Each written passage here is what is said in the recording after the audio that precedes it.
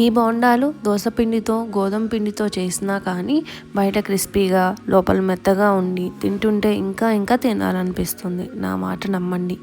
ప్రాసెస్లోకి వెళ్తే 1 కప్పు దోస పిండికి 1 కప్పు గోధుమ పిండి 1 కప్ పెరుగు యాడ్ చేసి బాగా కలపండి.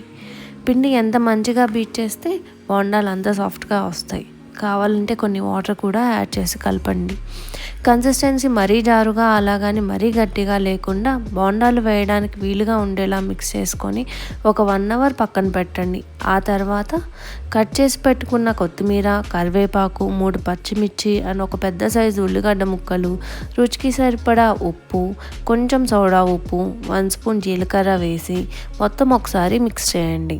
ఇప్పుడు ప్యాన్లో డీప్ ఫ్రైకి సరిపడా ఆయిల్ పెట్టుకొని ఆయిల్ మీడియం హీట్ అయ్యాక బోండాలు వేసుకొని అటు ఇటు మొత్తం గోల్డెన్ బ్రౌన్ కలర్ వచ్చే వరకు ఫ్రై చేసి ఆయిల్లో నుండి సపరేట్ చేసుకొని కాసేపు ఆగాక చూస్తే ఆయిల్ ఏమంటకుండా బయట క్రిస్పీగా లోపల మెత్తగా ఉంటాయి.